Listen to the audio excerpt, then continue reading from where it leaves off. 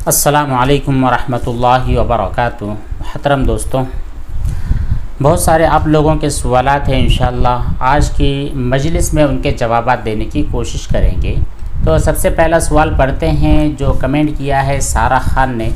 उन्होंने सलाम पेश किया है और उसके बाद कहती हैं कि मुफ्ती साहब, पहले तो मैं आपका शुक्रिया अदा करती हूँ क्योंकि आपकी जो रहनुमाई है उनकी वजह से बहुत ज़्यादा मदद हो रही है हम जैसे ओसीडी पेशेंट्स के लिए। अल्लाह तबारक व तआला आपको इसके लिए जज़ाए खैर अता फ़रमाए, आमीन। अल्लाह तबारक ताला से दुआ है कि जितने भी मरीज़ है ज़हनी एतबार से, जिस्मानी एतबार से, क़ल्बी और रूहानी एतबार से, अल्लाह ताला सभी को शिफ़ा और सेहत की दौलत से नवाज़े। सवाल इनका ये है कि अगर कोई इस्तिहाज़ा की मरीज़ा है, ख़ातून के मुतालिक सवाल है कि कोई औरत ऐसी है जिसको इस्तिहाज़ा की बीमारी है, ठीक है। इस्तिहाज़ा की मरीज़ा का मसला ऐसा होता है कि उसको पूरा महीना ब्लीडिंग जारी रहती है, कभी कभी ज़्यादा होती है और कभी कम होती है। तो फिर ऐसी औरत के लिए नमाज और बाकी इबादतों का क्या हुक्म होता है।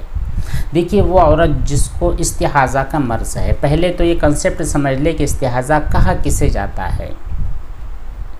एमसी के अलावा जो ब्लड आता है, एमसी के अलावा जो ब्लड जारी रहता है दिनों से ज़्यादा, जितनी आदत थी उन आदत के दिनों से ज़्यादा जो ब्लड जारी होता है, इसको इस्तिहाज़ा कहा जाता है। ये किसी बीमारी की वजह से और जिस्मानी कमज़ोरी की वजह से भी ये खून जारी होता है। तो ऐसी बीमारी के लिए औरतों के लिए ज़रूरी है कि फ़ौरन डॉक्टर और हकीम से रब्ता कायम करें और इसका इलाज करवा लें, ठीक है। जब तक इलाज होता नहीं है तो मुस्तहाज़ा यानी इस्तिहाज़ा वाली औरत का हुक्म ये होता है कि जब भी नमाज का वक्त आता है, मान लीजिए आप ज़ोहर की नमाज़ पढ़ना चाहती हैं, तो जब ज़ोहर की नमाज का वक्त आए तो उस वक्त में आप बाकायदा वज़ू करें। वज़ू करने के बाद उससे पहले इस्तिंजा कर ले कि वो जो खून वगैरह लगा है उसको साफ़ कर ले और कोई कपड़ा वगैरह वहाँ पर रख ले और उसके बाद में आप नमाज अदा करें। अगर नमाज के दौरान वो ब्लड आ जाता है तो फिर आपकी वो नमाज़ टूट जाती है। फिर टूटने के बाद आपको वापस से वज़ू कर लेना है और वज़ू करने के बाद नमाज कंटिन्यू करनी है। अगला जो कमेंट किया है अरबाज़ ख़ान ने, कहते हैं कि मुफ्ती साहब, पहले मुझे कपड़े पाक करने का तरीक़ा नहीं पता था और मैं सिर्फ़ कपड़े धो लिया करता था और उसे पहन लेता था, ठीक है। और अब मुझे छींटों के बारे में भी पता नहीं था। अच्छा देखिए अरबाज़ भाई, जब पहले आपको कुछ पता नहीं था यानी आपको पाकी का तरीक़ा पता नहीं था, लेकिन आपके कपड़े अच्छी तरह धुल जाया करते थे, यानी आप कपड़े को 3 मरतबा धो लेते थे, या फिर अगर नजासत नज़र आने वाली होती थी तो उस वक्त तक आप धोते थे कि उसकी नजासत और गंदगी ख़त्म हो जाए। अगर ये 2 काम आप इसके पहले करते थे तो यकीन जानिए आपके कपड़े उस वक्त भी पाक थे। आज भी अगर वही तरीक़ा इस्तेमाल करते हैं तो आज भी आपके कपड़े पाक हैं।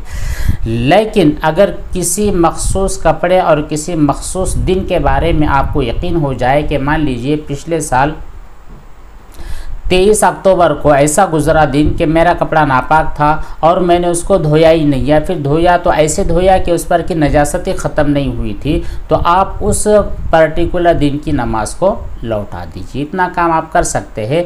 इसके अलावा अगर आप ये कहते हैं कि आप हमेशा शक में, हमेशा परेशानी में, हमेशा डिस्टर्बेंस में रहते होंगे पहले वाली ज़िंदगी को लेकर, तो ये आपकी अपनी पैदा की हुई परेशानी होगी। तो इतना परेशान होने की ज़रूरत नहीं है, ठीक है। जो बातें बतलाई गई है उसके मुताबिक आप अमल करें। सैयद रेहान कहते ये हैं कि बाल्टी सिस्टम से जारी पानी में कपड़े पाक किए जाते हैं, फिर भी साबुन या सर्फ की झाग रह जाती है, तो क्या करें।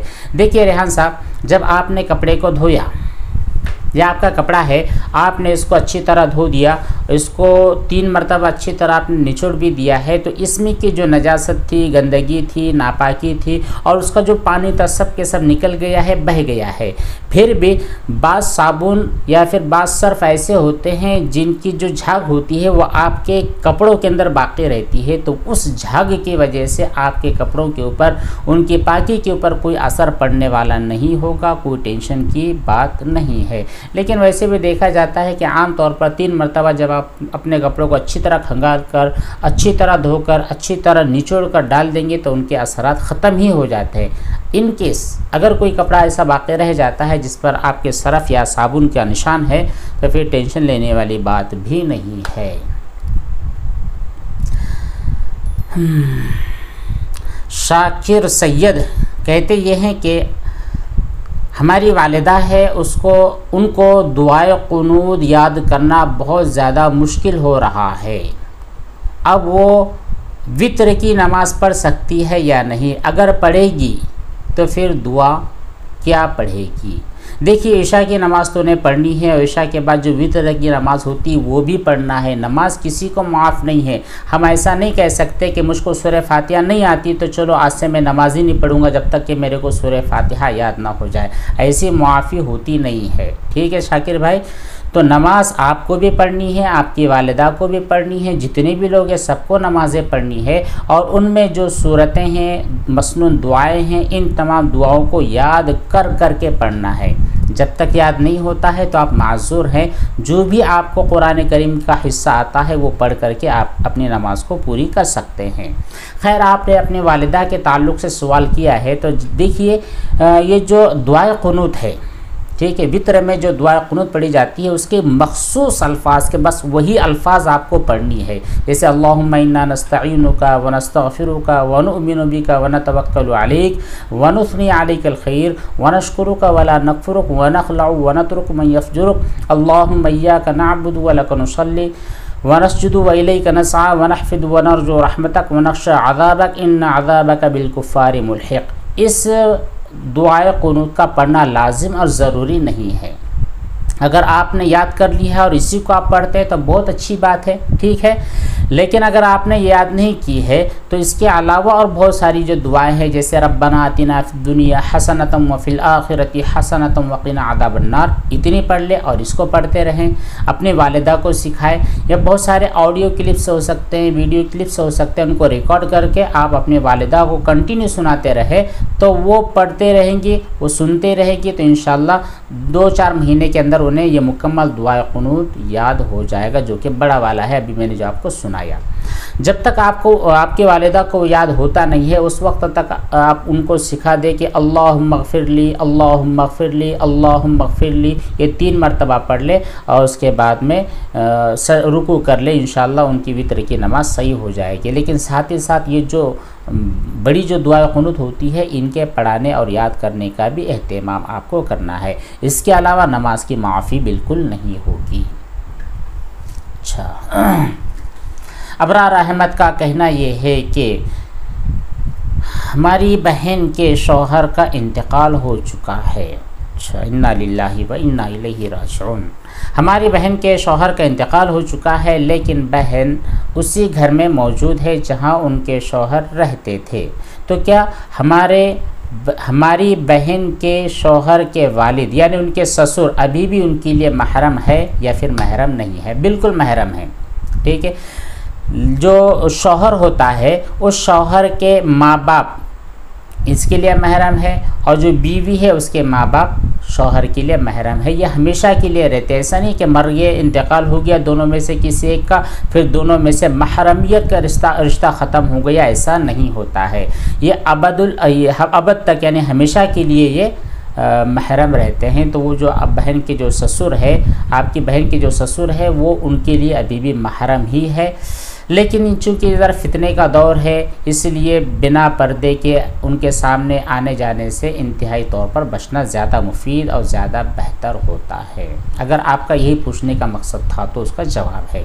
और अगर इसके अलावा कोई बात आप पूछना चाहते थे तो उसके लिए आप नया कमेंट कर सकते हैं। यूसुफ भाई कहते हैं कि मुफ्ती साहब, सड़क पर नापाक पानी था जो चप्पल में लग गया। अब घर पहुंचकर जब बाथरूम गया तो चप्पल के जो निशान थे वो टाइल्स पर पड़ गए हैं। ठीक है, बाद में पानी सूख गया है लेकिन चप्पल के जो निशान है अभी भी बाकी है। तो क्या ज़मीन पाक है? ज़मीन पाक है क्या? देखिए, वो जो निशान मौजूद है, अगर उसमें नजासत और नापाकी के असरात मौजूद है तो अभी तक वो ज़मीन पाक नहीं हुई है। अच्छी तरह समझ ले, ठीक है। अगर वो निशान मतलब ये कि उनके जो सर्कल्स बने होते हैं, उनकी जो डिज़ाइंस बनी होती है, सिर्फ वही निशान नज़र आ रहे हैं, उसमें की जो नजासत थी, जो नापाकी थी, जो गंदगी थी, वो हवा की वजह से, धूप की वजह से या यूं ही पड़े पड़े सूख गई है, नजासत के असरात ख़त्म हो गए हैं, तो फिर मसला क्लियर है, पाकी का हुक्म दिया जाएगा। सैयद अज़हर अली कहते हैं, अस्सलाम वालेकुम हज़रत। वालेकुम अस्सलाम। कहते ये हैं कि अगर पैर पर नापाक पानी लग गया हो या फिर पेशाब लग गई हो या इसी तरह से कोई गंदगी या नजासत नहीं लगी हुई हो, तो क्या सिर्फ़ पैर की उस जगह पर एक मर्तबा पानी डालने से पैर पाक हो जाएगा या फिर घिसना भी ज़रूरी हो? घिसने की ज़रूरत नहीं है। नजासत लगी है आपकी पूरी बॉडी के ऊपर, पूरी बॉडी के किसी भी हिस्से पर नजासत लग गई है और आपने उसके ऊपर पानी डाल दिया, सिर्फ पानी डालने की वजह से वो नजासत बह गई है, तो हाथ भी लगाने की ज़रूरत नहीं है। ठीक है। और अगर नजासत ऐसी कंडीशन की कि सिर्फ पानी डालने से बहती नहीं है बल्कि हाथ से मलना भी पड़ता है, तो आप हाथ से मल दीजिए। और अगर ऐसी नजासत है कि बग़ैर उसको केमिकल लगाए, बग़ैर साबुन लगाए वो रिमूव हो ही नहीं सकती, तो फिर साबुन लगाकर आप उसको रिमूव कर दें। तो आप अपनी नजासत को देख ले, सिर्फ पानी डालने की वजह से अगर वो ख़त्म हो गई है, बह गई है, तो आपके जो पैर थे वो पैर पाक हो चुके हैं, चाहे वो कौन सी भी नजासत लगी हुई हो। इसरार अली कहते ये हैं कि मुफ्ती साहब अस्सलाम वालेकुम। वालेकुम अस्सलाम। इनका कहना यह है कि अगर पेशानी पर या फिर कोई ऐसी जगह पर जहां पानी बहाए तो छींटे उड़कर लग जाते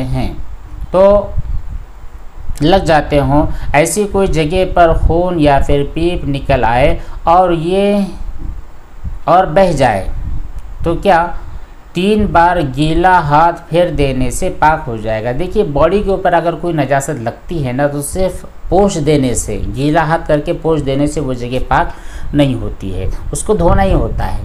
आप ऐसी जगह की बात कर रहे हैं जहाँ पर पानी डालने की वजह से बहता है, मान लीजिए पेशानी के ऊपर आपका ज़ख्म हो चुका है, तो आप एक काम ये कर सकते हैं कि पहले कोई कॉटन लीजिए। ठीक है। कॉटन लेने के बाद उस वो जो ब्लड वगैरह या पीप निकल रहा है उसको अच्छी तरह दबा करके वो जो मादा है गंदगी का, वो मादा उसको बाहर निकाल लीजिए। फिर चेहरा थोड़ा सा झुका कर आप उसको धो लीजिए। मसला बिल्कुल आसान है, क्लियर है, साफ़ सफाई भी इत्मीनान से हो जाएगी। छींटे उड़ने का मसला यहाँ पर रहेगा नहीं। अगर आप उसको बिल्कुल ऐसे स्ट्रेट बैठे हुए अगर आप चेहरा धो रहे हैं तो जाहिर सी बात है उसकी जो कतरे हैं, बल्कि पूरा के पूरा पानी आपकी बॉडी और आपके कपड़े पर गिर जाएगा। तो नजासतों के धोने के तरीक़े भी मुख्तलिफ होते हैं। पेशानी पर अगर सर पर लग गया है तो थोड़ा झुक करके करें, पैर पे लगा है, हाथ के नीचे लगा है, तो फिर कोई टेंशन की बात नहीं है। अच्छा,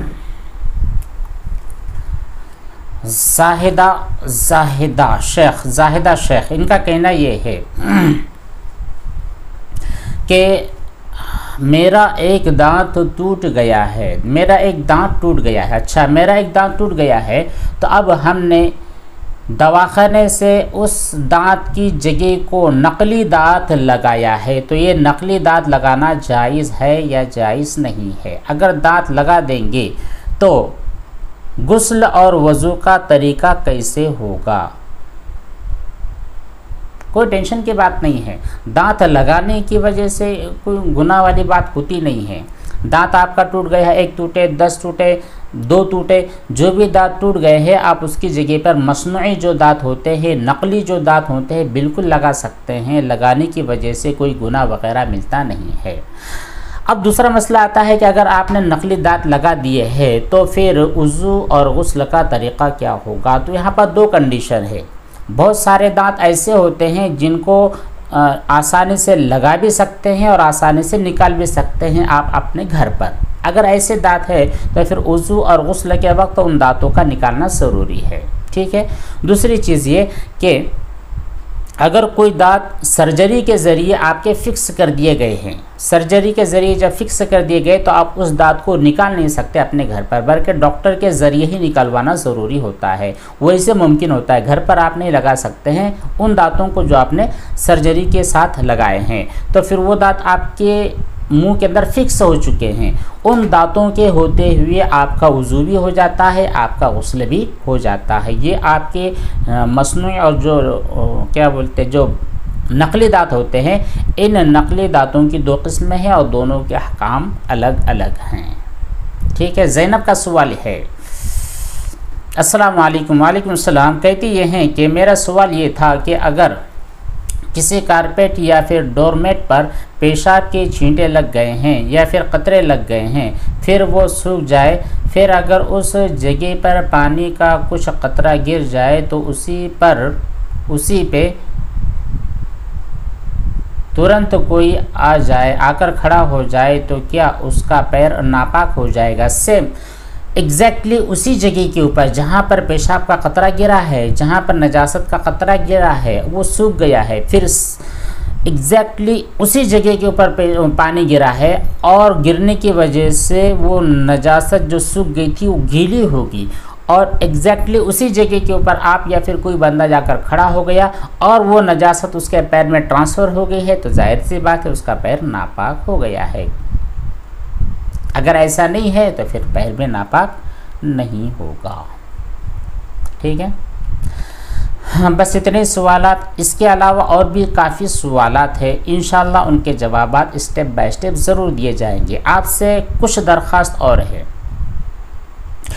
पहली चीज़ तो यह है कि आप जब भी सवाल करें बिल्कुल मुख्तसर से आपके कमेंट्स हो, ताकि एक ही मजलिस के अंदर बहुत ज़्यादा जवाबात हम दे सकें। आप देख रहे होंगे कि एक दिन की मजलिस में बहुत हो गए तो 6 से 7 जवाबात आ पाते हैं। तो अगर आपके छोटे छोटे सवाल होंगे तो उनके छोटे छोटे जवाब भी होंगे, और एक ही मजलिस के अंदर 15-20 सवालात और उनके जवाबात बिल्कुल आसानी और इत्मीनान के साथ आ सकते हैं। दूसरी चीज़ ये कि आप जब भी लिखें अपने सवालात को तो वो बिल्कुल साफ़ सुथरे अल्फाज में लिखिए, उनकी स्पेलिंग भी अच्छी हो, हमको समझ में आए। मसला समझ में आएगा तो इंशाल्लाह आपका जवाब देना भी हमारे लिए आसान होगा। अच्छा, एक सवाल और था, ठीक है, उसका भी इंशाल्लाह जवाब अगली नशिस्त में अगली मजलिस में दिया जाएगा। अल्लाह तबारक तआला हम तमाम को अमल की तौफीक बख्शे। वस्सलामु अलैकुम व रहमतुल्लाहि व बरकातुहू।